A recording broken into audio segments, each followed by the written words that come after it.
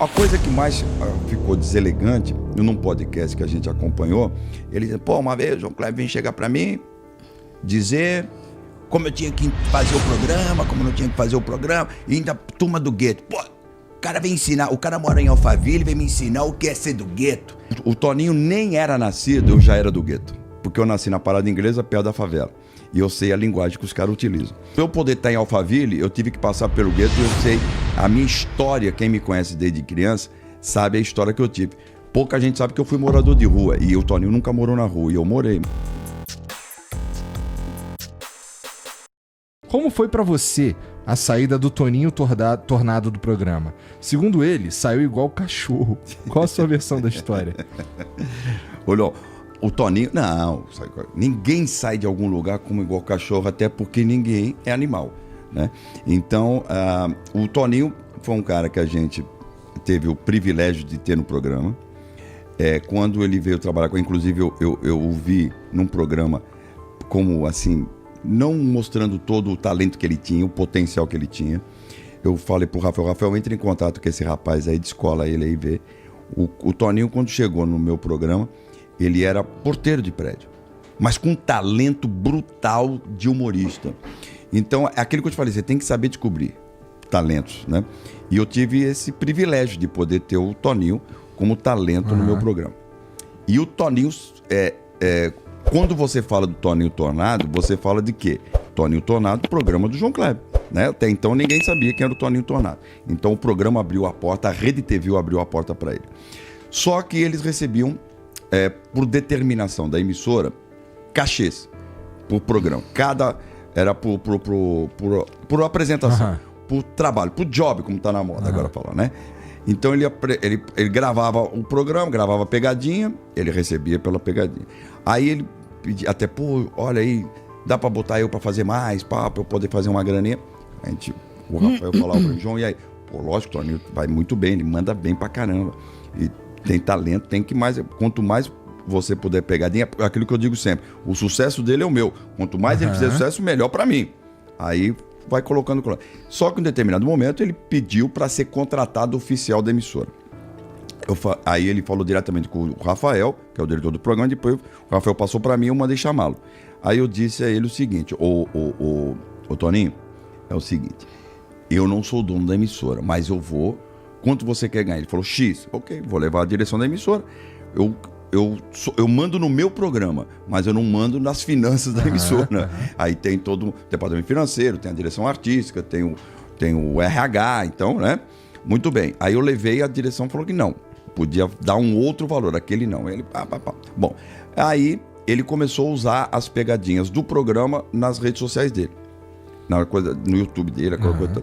E aí eu fui chamado, João, o Toninho tá colocando tal, sem permissão, porque tem o digital da Rede TV, até eu, para colocar, eu tenho que pedir permissão. Aí eu fui chamar ele, falei, não quer fazer. Bom, resumindo a história, ele falou que não queria mais fazer o programa, beleza, tal. Ou eu faço a base do ganhando que me querem, para pagar, que eu quero pagar, que eu quero receber, ou se não, tá bom, Toninho, eu não posso pagar, não sou eu, e saiu fora. E foi assim que ele saiu, ele não saiu como cachorro, ele simplesmente, como qualquer empresa, ele manda uma proposta, a emissora dá a proposta, decide se dá ou não. Então ele não saiu com o cachorro. Primeiro que ninguém trata ninguém com o cachorro. Primeiro eu. Pelo contrário, eu sou a maior testemunha do talento que ele tem e o quanto ele ajudou o programa. Deu muitas audiências ao programa, como o Marquinhos deu, como o Renê deu, como outros profissionais deram. E assim, o programa continuou, beleza e tal. A coisa que mais ficou deselegante, num podcast que a gente acompanhou, ele disse, pô, uma vez o João Kleber veio chegar pra mim, dizer como eu tinha que fazer o programa, como não tinha que fazer o programa, e ainda turma do gueto. Pô, o cara vem ensinar, o cara mora em Alphaville, vem me ensinar o que é ser do gueto. Então, a coisa que eu posso aproveitar a oportunidade já que falaram e responder. O Toninho nem era nascido, eu já era do gueto, porque eu nasci na Parada Inglesa, perto da favela. E eu sei a linguagem que os caras utilizam. E eu fui criado ao lado deles, e muitos amigos meus, né, que estudaram comigo, outros infelizmente não estão vivos porque foram pro crime, né? E filhos deles, então eu sempre fui do gueto, eu nunca abandonei o gueto, porque para eu poder estar em Alphaville, eu tive que passar pelo gueto, e eu sei a minha história, quem me conhece desde criança, sabe a história que eu tive. Pouca gente sabe que eu fui morador de rua. E o Toninho nunca morou na rua. E eu morei no Rio de Janeiro, na praia. Eu vivia de favor porque eu quis aos 17 anos ir para o Rio de Janeiro conquistar a minha carreira. Então, falar sobre gueto, sobre pobreza e sobre o que é isso, é bobagem. Isso aí vai perder. Agora, sobre talento, eu não questiono. Ele tem muito talento. Então, aproveitar, esclarecer, porque aquilo que eu digo, que a empolgação leva ao erro. E às vezes a pessoa, aí, talvez por determinado empresário ou por determinada pessoa, para fazer polêmica, para ter mais notoriedade, é muito mais fácil usar o nome do João Kleber do que o nome do José, né? E aí vira polêmica. Então, talvez esse rapaz que fez a pergunta deve estar perguntando baseado nessa entrevista que ele deu. Eu aproveitei e já emendei uma resposta baseada naquilo que rolou, que foi deselegante. Porque você nunca pode cuspir no prato que come. Bom, o Eliseu da Telerge mandou mais uma aqui, ó. Salve, salve família! João, de que forma a experiência como figura marcante da televisão brasileira moldou a sua abordagem na apresentação de programas em Portugal? Quais foram os desafios e oportunidades que você enfrentou ao adaptar seu estilo a um novo público? Olha, a minha sorte foi que o teste de fidelidade ele é um formato universal. Então isso já de cara, tanto que quando o Zé Eduardo Muniz, o vice-presidente da TVI, me convidou para ir para a TV, e eu aceitei esse desafio de atravessar a fronteira, né? Quer dizer, de atravessar o Atlântico, né? E eu ir para Portugal, e quando todo mundo pensou que eu ia durar um mês lá, e eu fiquei 6 anos, né? É porque eu acreditava no formato. E algo que eu tive que me adaptar, e isso foi uma escola para mim também, porque é o seguinte, na Europa você é contratado pela televisão, mas quem produz é uma produtora. Então nada na TV é produzido, a não ser o jornalismo, alguns programas bem caseiros.